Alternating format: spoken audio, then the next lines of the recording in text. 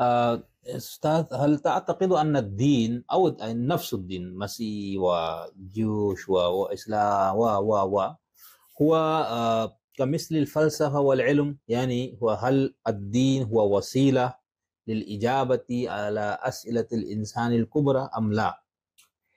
اكيد اكيد، يعني ليس يعني يعني كانها،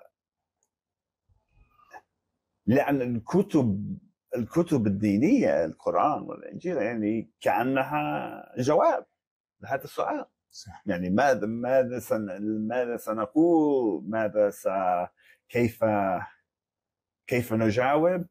ما صح. يعني هذا يعني هذا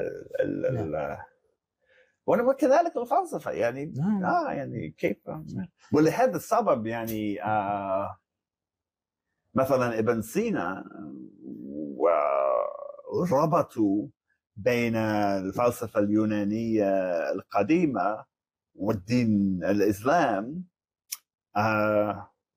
ربط تام، انه ارسطو وافلاطون من خلق الله، صحيح من ناحيه، غير صحيح من ناحيه. الان لدينا القران صحيح الاكيد، صح. فالربط تام، لانه كلنا نحاول ان نجاوب، يعني براي الفارابي وابن سينا، كلنا نحاول ان نجاوب على نفس الاسئله.